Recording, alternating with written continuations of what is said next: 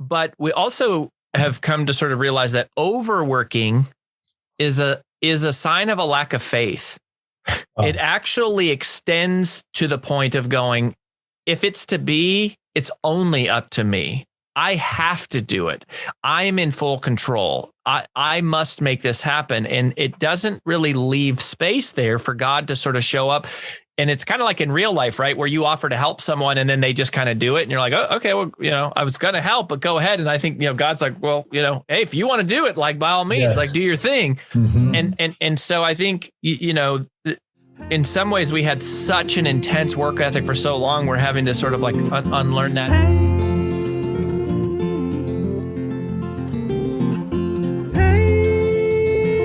Today's episode is with a powerhouse couple. They co-founded and run Brand Builders Group. They host a podcast on helping you build your personal brand. These guys are amazing at life. They're amazing at family.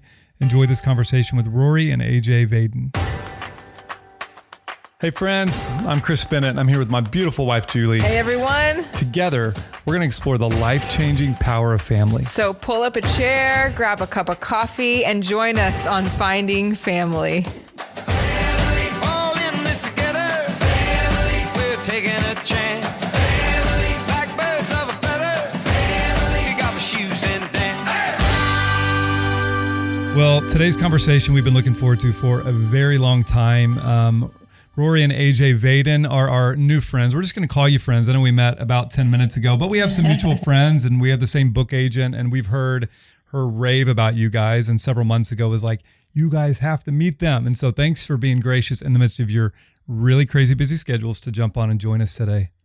Oh my gosh, we're so happy to do it. And it's like schedules are crazy, but I think everyone's are crazy. So yep. Super glad we made it work. Yeah. Who's not? Like, when was the last time you met somebody and you're like, how's it going? They're like, man, I just got nothing to do. I'm just bored out of my mind. Like, I just got lots of space on my calendar. And maybe during the lockdown, maybe during the lockdown. But even then, I'm sure you guys were probably innovating and creating. I'm sure a lot of things came out of that too for you. Ironically, that was one of the busiest seasons that we had in a long time. Well, I would love for you guys to kind of start. And for those that don't know, tell us about who you guys are in terms of even your natural family, because I know it's a big deal to you guys. And then the work that you guys are passionate about. Yeah. Rory, you want to start? Yeah. So Rory and AJ Vaden, we are husband, wife. We have 2 kids, Jasper and Liam. Jasper is almost 5 and Liam is like 2 and 3/4. So we have been business partners. We actually started as business partners in our last company back in 2006. And it was completely platonic. We had a mutual friend that we started the company with. And then about a year into the business, we both broke up with our significant others that we had, and we saw each other at a charity event for the first time, where we were both single. And immediately that night, we just like locked eyes, and we tell people it was love at second sight. It was like we were seeing each other for the first time, and we pretty much have been together ever since. We're entrepreneurs. So we grew a company to like 200 people. It was an 8-figure business. We sold it 12 years later in 2018. And then we started Brand Builders Group. And today, so it's me and AJ are the only 2 investors in this business. She is our CEO. I function like our CMO. Got 35, 40 people on our team, and we just kind of help people tell their story. Wow. Amazing. Good people to know. So actually, Rory, I was texting with a buddy of mine who I remember like 7 or 8 years ago. He told me about this book called Take the Stairs, and it just like rocked him massively. So I know that was your first book, correct? Mm-hmm. Yeah, that was our first book. And that was how we met Nina, who we both know in common. Yeah. It's a long story for how we met Nina, but that book came out 2012. And then we had another book that came out in 2015, which far under exceeded the success of the first book. That's one way to say it. Far under exceeded. under exceeded. But that kind of the message of helping people overcome distraction and what we call creative avoidance and priority dilution. And we really believe, and a big part of what we even teach today at Brand Builders Group is that if you have diluted focus, you get diluted results. And one of the greatest threats of our time is just distraction, is being pulled to so many different things and losing sight of focus of what really matters. And, so the Take the Stairs book really established our career. The message is all about self-discipline and how the most disciplined people in the world get themselves to stay focused and do the things they know they should do that they don't want to do, which is the metaphor, take the stairs, just doing the things that most people won't do. And it's, kind of one of our family principles and practices, certainly something that we've done in business together. Or I'm not joking. I had to go to Vegas this past weekend for my son's football tournament. And there were multiple times we're in the parking garage and they were going to take the elevator. And I literally was like, no, I'm just going to take the stairs. And I didn't even know until today it was you. Come on. It's so fun. So it's working. It's working on this guy. Well, I would love to hear, some of the dynamic of, we've worked together in years. Our context was in church setting and we were pastors together. And there's a lot of really awesome things about that. Her strengths, my strengths, and how we balance each other. There's a lot of things that are really challenging that come with that as well. And we're building things out together now in more in an entrepreneurial way. But I'd love to hear what's been the really cool part of how y'all, work together. But then what's been like when do you bump into each other a little bit? How much time do we have? We'll do an extended edition. I would say, honestly, I think the coolest part of getting to work together from the very beginning has been the ability to see each other shine, right? It's like, I think it's a real rarity for most partners and spouses to get to see each other in their God-given work life of seeing them lead other people and speak and transform all the things that are happening and taking something that's super intangible and creating something. And we literally get the chance to see that unfold and how each other can use these amazing gifts to create businesses and help change lives and help other people, change their financial future. And I don't think you get to see a lot of that in most marriages or even families. Like, I think it's a really interesting thing. It's like we get to see each other do our best every single day and simultaneously get to see each other at our worst every single day, both at family and at work. But I think it's interesting too, to just look at the family dynamics today of how most families are separated. It's not like we live in the same towns, and I speak hyper specifically of us. I might see my dad 2 or 3 times a year. And if you were to ask him what I did, he could not tell you. And I would even say that from some of my closer friends. They're like, I know she's got this business and I think they help people write books, I think. But then to be able to be up and close with your spouse and see them actually do what they do best, I think has been such a gift of staying in awe of who you got married to. Because I think when it's just at home and it's the rush and just the hustle of just trying to maintain of all the things, but then to also get to see wow, this human is really talented. And I think it creates some more of that awe and inspiration of when things are really hard. It's but you do really good things and you're so talented. So it's a good, healthy balance in that respect. So when we do bump up against each other, it's all right, take a deep breath, remember the talents, remember the strengths. And so I think to me, that's the highlight. I think the most challenging part is being so uniquely different in our work life and trying to meld that together in some sort of partnership while knowing at 5:30, we somehow have to temper all of the emotions from disagreements or, just a difference of opinions at work and then come together and be a married couple. And that takes such intention and so much focus. It's ironic we're talking to you today because we had one of these incidents, these moments yesterday where Rory is a husband was an idiot and husband made a massive it was a major mess and total bonehead move this morning, hence why I was running late to talk to you guys. But then it's like I literally had to like take a breath and be like, do not murder him. Do not poison. We have a podcast. Food. We need him to be. But I think the hard part is turning it off and not letting the work emotions infiltrate the life emotions. Yes. And that I do not have any answers for you other than pray and take a deep breath and don't yell. Like that's the best advice I have. Yeah. What else? I mean, maybe Roy, what would you say to that? What does resolution look like? What does landing that, plane that's in full turbulence type of thing? What does it look like?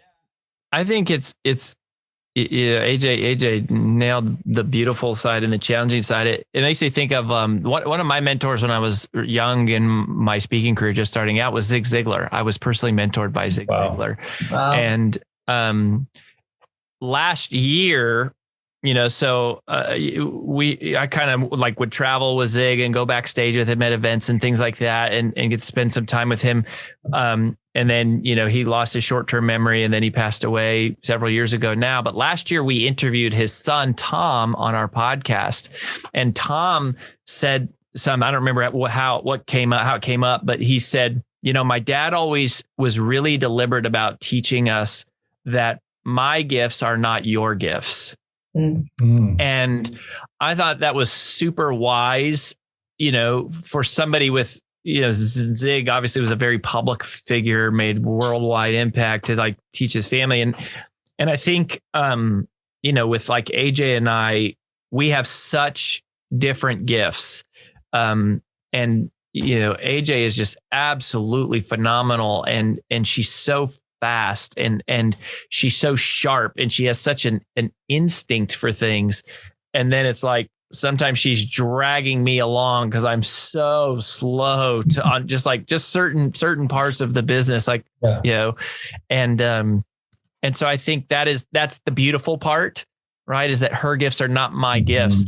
That's what I admire in her. And it's what, I love seeing her, just perform and work art. I mean, she went to school for art. And on the one hand, you go, well, she's not using her art degree. On the other hand, it's like, she is a total artist. I mean, as an entrepreneur, she is an artist. She's creating a company out of nothing. She's taking a blank slate and, applying these principles and rules to create this like beautiful picture. And also on the flip side, it's like, because our strengths are so different, it creates a lot of conflict. Mostly I'm not great at details is part of the problem. I'll join that club. We don't know what that's like at all. Problem is, Julie's much better at it. We're working on it. Okay. Yeah. I love how you just were like, I'm going to stop that thought and move on. I will tell you, one of the things that I think has been tremendously surprising in our business and in our life is my almost 5-year-old Jasper is what I sometimes call, he's the great mediator. He's also the family boss. I'm so excited to see what God has in store for this little human. And my youngest one too, he's just too little to see some of that come out yet. But even last evening when we were in this little bit of a tiff of this work agreement, Jasper just stands up on his chair and he goes, Mom, you just need to remember it's not his fault. You always play a part too. And I was like, who are you? Like this God is like, just like put like this like little gift into his heart. And I think that's one of the challenges and also one of the blessings of also like, we consider our kids a part of our business of, where's those lines of work and family time. And we really just tried to tell our kids, it's like, we don't see lines. We're doing this all together. And so Jasper's really taken to that. And he goes, I just want you to remember, Mom, it's your fault too. And because a huge thing we talk about when he has disagreements at school is that everyone has a part. No one pushed you down for no reason. So good. And so to hear that advice come and like slam it in my face is really healthy in a way of we've created this like lovely little manager for all the things in our house and in our business. He has leadership potential. He's not bossy. He's got leadership potential. And just so y'all know, like, here's what happened that we're referencing. So yesterday, I made a bunch of charges on our corporate credit card, and I didn't tell AJ about it. And so when she saw them, she thought there was fraudulent charges. So she canceled the credit card.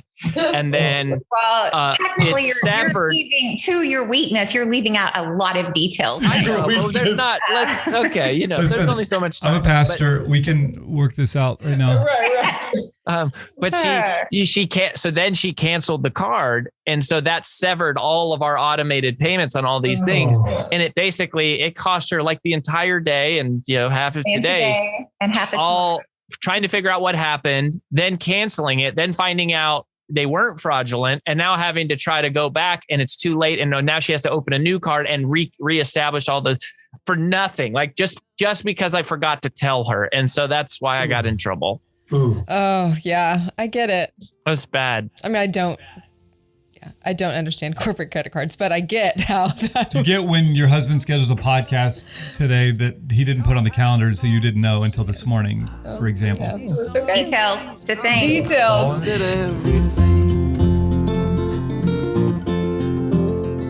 And when our kids were young, I remember the biggest challenges we faced consistently were finding healthy habits and routines to help us in the morning and the evening to stay connected, which is why we're so excited to partner with our friends at Loam. If you go to withloam.com/findingfamily, enter in the code FINDINGFAMILY, our listeners will get 1 month free. And on there, you're going to find routines, healthy habits, and even some Bennett family routines that we've used over the years. So check it out and enjoy this episode sponsored by Loam. And another way you can help support the show and be more connected to the Finding Family community is join our Patreon group.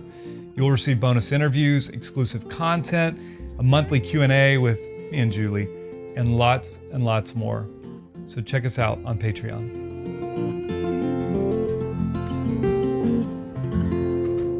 Okay, so I would love to ask you guys, so many things, so many different directions we can go, but integration in life is so important. What does integration look like for you guys and your family with 2 little kids? Obviously, your desire to do family well in the midst of, being CEOs and doing all these things with your business and employees. How important is integration, and what does that look like for you guys as you create that in your business and your family? Yeah, so I'll try to keep my answer short and sweet. I would just say, I think my biggest dream in life as a parent is that one day our kids would admire us and respect us so much that they would want to work with us. Now, whether or not that happens, I'll be fine either way. But sounds that like you might be working for your son, actually. Probably sooner than later. But it's like, that would be like the ultimate. So one of the things that we've just said right now is I never want my kids to say, Mom and Dad have to go to work. And so we're very cognizant of language with our kids of no, Mom and Dad don't have to, Mom and Dad get to, Mom and Dad want to, and we want you to as well. And so it's like, even though, Jasper is 5, it's like, he knows how to set up my ring light for podcast interviews. And he likes to watch the numbers jump when I do Excel formulas, when I'm running payroll. And so I think to me, it's like, we get this unique opportunity to create this entrepreneurial lifestyle that allows us to travel the world and to see things and experience things and educate our kids in new and different ways. And there is an expectation in our house that if we're going to go out and see the world, it's not because of some, family vacation. It's like, we're going to learn and we're going to work because we believe that's a part of why we are put on this planet, is to cultivate the things around us. Good. But then also, I think simultaneously what that's doing in our kids is we're able to teach them things that, I don't know, I don't think I learned till I was in college. Yeah. Like, I didn't know how to work an Excel sheet till I was in college. And literally my 5-year-old will be like, can I punch the numbers? And I'm like, yes. don't touch the sheep, but yes. And so I think it's just this idea of there is no separation to some degree. And then bringing them along with us. So there's not separation of it. It's like, no, we're doing this together. Mm-hmm. That's good. Because I think a lot of times people talk about, work-life balance. And to me, it's like all things come down to priority. What are the things that are most important, right? And we know where people spend their time and money and energy a lot of times shows the priority. I think a lot of people have neglected family at the expense of building a career. And what I love about you guys, and as I've listened to some things you've shared before this conversation, is it just sounds like family's a priority, right? And that it's this integrated life. I just also know that I remember when we were pastoring a church together in Oklahoma, and you're giving, and there's so much emotional, mental energy that you're giving out through the day. And then you want to be home and be a very present parent. How have you guys made sure there's room in the tank so that you can, when 5:30 comes, and as I heard you share on your Instagram, your son's pushing your computer screen down saying, Mommy, you said you're going to be off. That kid's accountability. Yeah. How have you guys kept your emotional bandwidth there? Or how do you refuel even? Rory, you want to tee up? Yeah. I mean, you mentioned the 5:30 thing. When AJ and I built our first company, in our team, we built the first company, we had a whatever it takes attitude, and it was 80, 90 hours a week for at least 6 or 7 years. It really was pretty much all 12. I mean, it was pretty intense. We had no life. We had no life. There was only work. I will say one of the reasons why we always work so hard, and specifically I always thought about this, was I wanted to work hard enough to, when we had kids, I would feel like we were in a place that we didn't have to. It was like we, sort of paid the dues and things. And so I'm grateful for that season. But when we started Brand Builders Group, which really was a God thing, we did not plan on exiting our business the way and like with the speed at which we did. That we said, okay, if we're going to do this again and start over, this time we're going to do it between 9 and 5:30. And then after that, we have to trust God to do the rest. And so we love, for the most part, we're pretty good. For the most part. Yeah. I mean, a lot better than we were. I mean, it's not like we're sure. Perfect, but we love work. I mean, if you look in like the book of Genesis, right, work exists before the fall of man. Man is walking with God in the garden before the fall. Timothy Keller's book, Every Good Endeavor, is where we've kind of read a lot about this. AJ shared it with me. And so we believe that work is part of God's perfect design, right, for our lives. But we also have come to sort of realize that overworking is a sign of a lack of faith. It actually extends to the point of going, if it's to be, it's only up to me. I have to do it. I am in full control. I must make this happen. And it doesn't really leave space there for God to sort of show up. And it's kind of like in real life, right? Where you offer to help someone and then they just kind of do it. And you're like, oh, okay, well, I was going to help, but go ahead. And I think, God's like, well, hey, if you want to do it, like by all means, like do your thing. Mm-hmm. And so I think, in some ways we had such an intense work ethic for so long, we're having to sort of like unlearn that. And so we try to do the 5:30 cliff, not a boundary, but a cliff that like 5:30, like it stops. And mid-sentence, and the kids help a lot. I actually last night, which also contributed, was I had an interview with us in Australia for one of our media partners. And so it's not easy to coordinate times. And so I was on, at 5:15, our podcast started. And so it went to 6. So I was 30 minutes outside of the window, and both kids are pounding on my door, like in the interview, like 5:30, Dad, 5:30. Wow. And grateful for that. So we try to have those cliffs, and, at the same time, just be very grateful for the work and grateful for the things that come our way.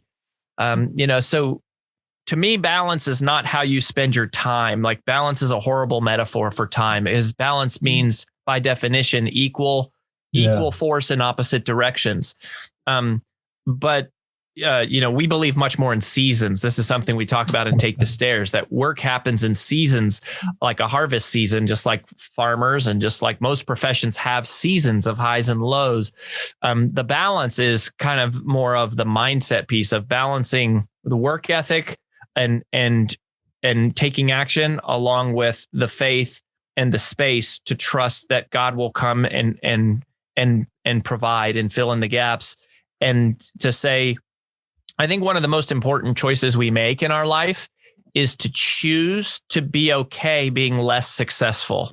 So that is to say, if spending time with my kids means we make less money, I'll make that choice. Wow. If working out with my exercise means that I'll have fewer Instagram followers, I'll make that choice. That if going on a date night with my spouse, means that the emails are going to back up, but and maybe we won't get to our product to market as fast, I'm going to make that choice because you're choosing to prioritize that other thing. And it's a hard decision. I definitely am not far from perfect in it, but by choosing that choice, you create that space for God to show up, and he covers the gap and more. I was thinking of this verse in Proverbs came up to my mind this morning as we were kind of preparing to talk to you guys, and made me think of you. In Proverbs 24:27. Don't worry, I'm not going to preach. It says, go ahead, build your career and give yourself to your work. But if you put me first, you'll see your family built up. And I would just be curious with you guys where it's like, you've tasted the fruit of what you can do. You worked 89, you built a big company, you sold it, you reaped the reward of that. And then you guys made this shift because of family to say, we're going to work this much. What have you seen God do? Because I feel like that's that X factor where he multiplies things. It's the loaves and the fish. You're like, I just had this and somehow I got this. How have y'all seen that work out? So much of that is in relationships. And it's one of my favorite, verses is be still and know that I am God. And it's like, I think the hardest thing to do is be still. And some of the most rewarding things that you can do is be still. And I feel like every single time that we just like give it up to God and we're just still, there's always success that happens in the waiting. And to us, that's all been through relationships.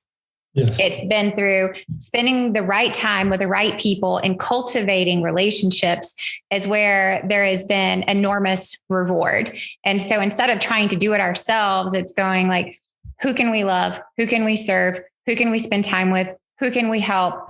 And not that we're doing it for these reasons, but because of the relationships, I feel like that's how God has been so rewarding. And so much of the success that we've had in the last 3 years has been from relationships that have re-entered our life or came up out of nowhere, or maybe they were really intentional relationships we've been building for years. But so much of the success of Brand Builders Group has been through other people.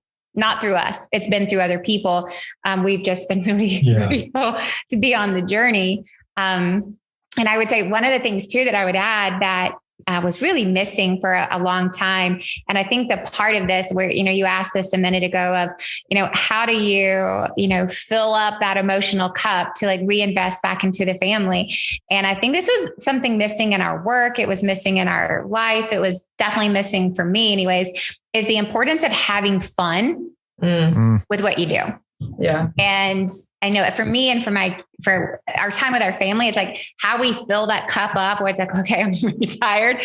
How am I going to like get it up to like go out and really have a good time? It's like, no, we have to do fun things. Yeah. We can't just be like, all right, let's make dinner and do bath and go to bed. It's like, nope, we got to do something fun. I don't care what it's like, let's go on a bike ride. So it's like we got all these bikes but the same thing with work. It's like, nobody wants to just like feel like they're in the grind all day, every day. It's like, oh my gosh, we need to have fun. And I think fun has been sucked out of work, but also I think it's been sucked out of family because there's so many commitments, so many schedules. Yes. So it's so regimented. It's like, where's the freedom to just have some fun? Yeah, that's good. Well, I was thinking about, and we were actually talking about it right before we started recording. And you mentioned it's a longer story about how you guys met Nina. And you're talking a lot about how you got, how your first book came about. And I know we don't have time for that story. But as you were sharing the story and all the things you did to get to having this, best-selling book, I heard a lot of perseverance in it. I don't even know if you said that word, but that's been a big word after 2 battles of cancer, the last 3 years of our life, and all our story, how it unfolded. And I don't know. I feel like even just meeting you guys, you have a lot to say about perseverance. And so I kind of wanted to ask that question here towards the end. What does perseverance look like in business and relationship? And you've touched on it a little bit, but anything else you want to add to that? What does perseverance look like when you're pursuing business, ideas? It can be any of it, creating a family, all of it. Yeah. Yeah. I'll give mine are super short. So I'll give mine really quickly. Failing and quitting are 2 very different things. Be okay with failing. Don't be okay with quitting. That's good. Love it. So I think that's the first thing. It's like, we're all going to fail. That's a part of learning. It's a part of growth. Embrace it. Just don't quit. Right. You can fail, you can slow, just don't quit. But failing and quitting are 2 really different things. And then the second thing, and this is just a personal sales philosophy. And I think a lot of our perseverance comes from a very ingrained sales background. Yeah. I think sales and having the skill set of knowing how to sell is the most important business skill set people need. If I wouldn't say life skill, there is nothing that you're not going to be selling. I sell to my kids all day long, every day. It is a universal life skill set of knowing how to sell. And so like my personal philosophy is I don't hear no, I just hear not now. That's good. And so much of that is it's not a no, it's just not right now. It's a timing issue. Life is about timing. And so rewiring your brain of how you feel rejection or how you interpret failure of like, I don't really interpret either of them. I don't see failure as a bad thing. I see it as a learning thing. And I don't see rejection at all. I see it as a timing thing. So it's an intentional mindset shift of, quitting is not acceptable. Failing is, and it's not a no. It's just not right now. That's strong, Vaden. I like that. It's so good. For me, I echo everything that AJ says. One of our most popular quotes from the Take the Stairs book is, it's called the rent axiom, that success is never owned, success is only rented, and the rent is due every day. And what I think about in terms, I think the way you think about it is super important. Is super important. And then I think where the drive comes from to continue persevering, is really important. And what I would say it is not. I don't think for AJ or our drive does not come from iron will or like willpower or the desire to like compete and be the best and conquer other people. Yeah. I think the single most compelling force in the world that draws you into perseverance is service. We talk about our brand builders group clients and we describe them as they are mission driven messengers.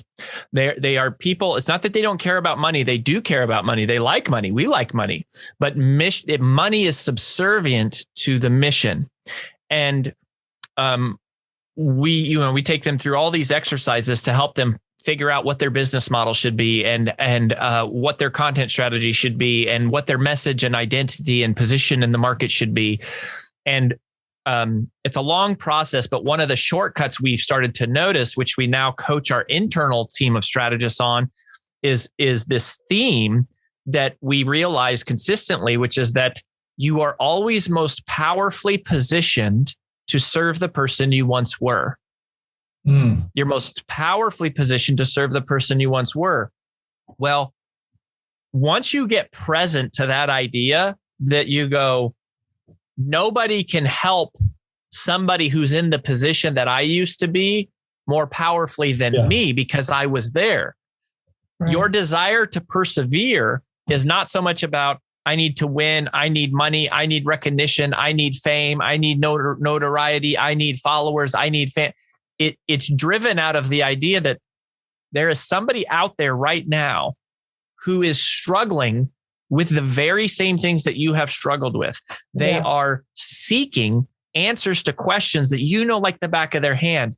They are trying to find a path that you have already paved, and they literally could be on their hands and knees praying with everything they have for solutions that you already know. So good. And So good. you know, we believe that the calling that someone feels on their heart is the result of a signal being sent out from someone else out there who needs them. Love And it. that when you really tap into that, you go persevering and continuing and pushing through.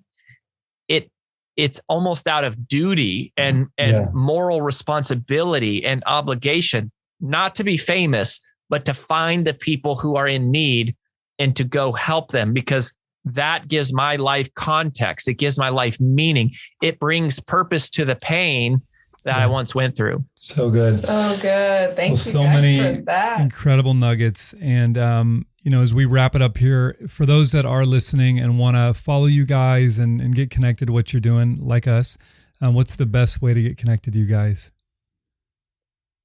Rory, do you want to give yours? Because it's sure. different. It's different. Yeah. Okay. So I would say, you know, if you want to connect with me, if you go to roryvadenblog.com, you know, I do like a little weekly video and we've got a bunch of free little trainings on there. So I would just say head to roryvadenblog.com and, you know, you can check me out. Love it. AJ. Yeah, I would say it totally depends. I've really divided how my presence shows up in the digital world.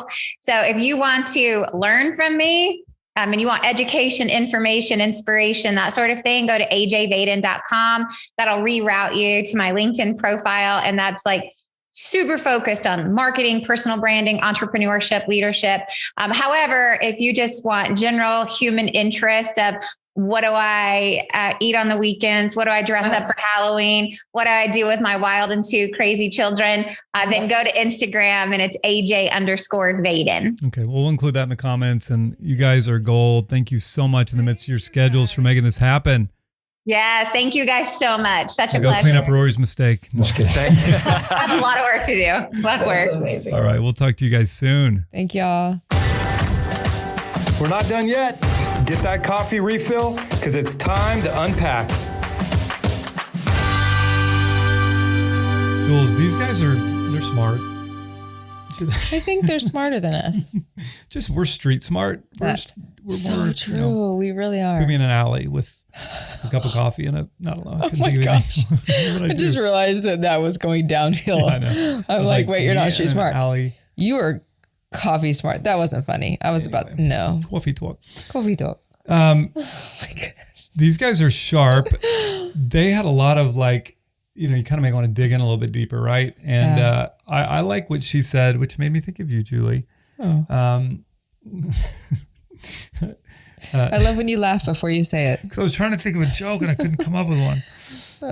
No, just like seeing failing as not failure, right? And you thought of me. I get knocked down, but I get up again.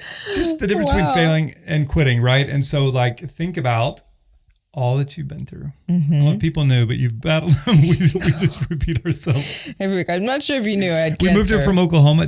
We have 4 kids. It's fine. It's all good. No, but just that I see how you've approached life, right? And you've had these things knock you down, but you keep getting up. And I think about so much of the things you have passion for now, whether that's in a church setting, whether that's in how we walk with people, or whether how we do, you know, life with our kids.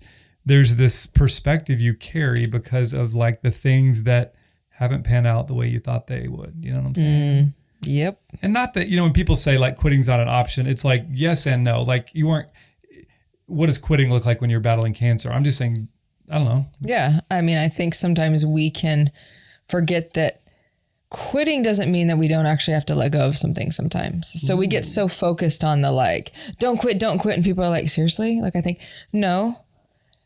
If you have to let go of some things, if you got to lay down, that's not like necessarily, it might be literal, but you know, even figuratively, it's letting go doesn't mean that you've quit.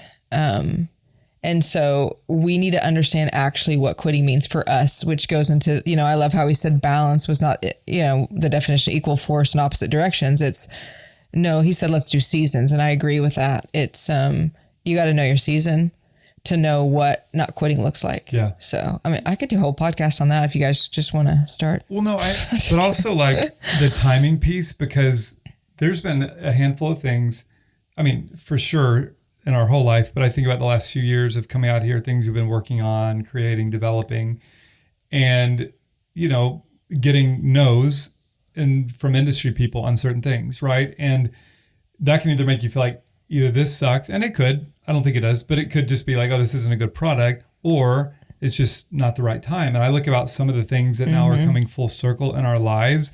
The order of the things that have opened up for us are different than the way we saw things playing out.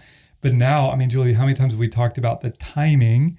I mean, certainly the timing of God, but then the timing of knowing our season, and I think about this particular project that we were hoping like a year and a half ago was going to open up. And the reality was, had that thing happen, you were still healing. You were still in recovery. So it's like, if there had been a moving forward to this, I don't think we could have even delivered. Yeah, I mean, at the end of the day, life is paradoxical. It's letting go, but not giving up. It is, timing's not in your hands. It's completely in your hands. It's a life. You know what I'm saying? I mean, it can tend to feel like, how do those hold space together? They do. Is this Confucius over here? No, I'm serious though. If you think about like, don't worry about the timing. Timing's not in your hands. And at one level, and there's one layer of life, that's 100% true.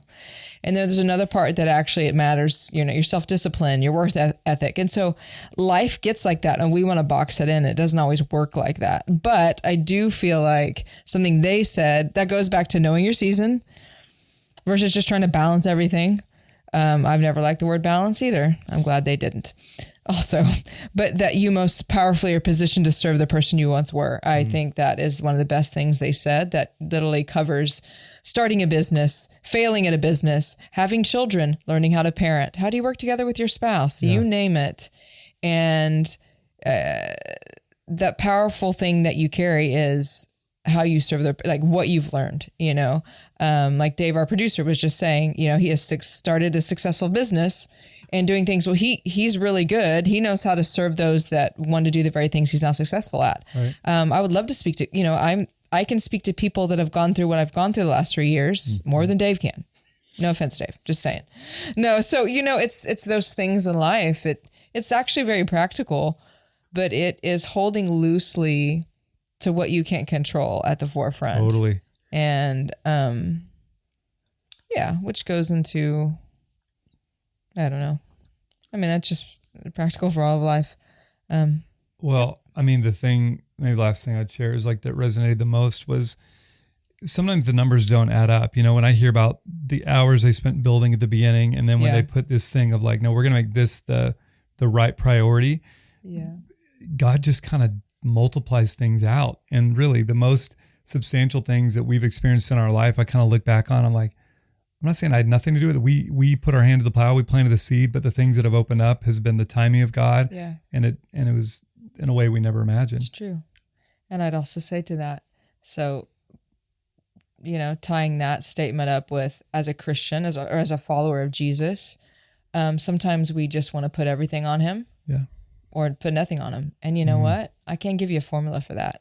Boom. And my story is not going to be your story. And the way I walked it through with God, or the way maybe he walked it through with me, it's not going to look like you. So I'm not here to tell you those things, except that, I just think as followers of Jesus, we can do that too much with each other. Of our blanket statements are not always meant to be a blanket. Yeah. Or they shouldn't be blanket statements. Well, God will just do this. He's fully in control. That doesn't make that statement not true. It just means, what does that look like in your season with your family? What's the language you want in your family? You know what? The language I want in my family is not blanket statements that box my kids and my family in. So good. It's one day at a time, being a friend of Jesus. So love that. Anyway, obviously I'm a little don't have time to talk about that, but I'm passionate about that as a believer. Next podcast, But, Jewels with Jewels. Jewels with Jewels. It's your jewels. Those are some jewels you just gave us. So All good. right. Jewels Well, with jewels. deeper thoughts. Well, thank you guys so much for listening.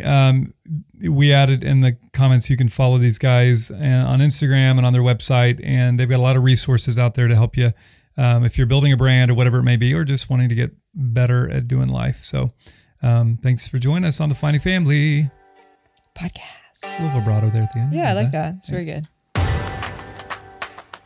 Thank you so much for listening today. The best way you can help us get this message of family out to the world is by taking a minute to subscribe, leave a rating and review, and please share.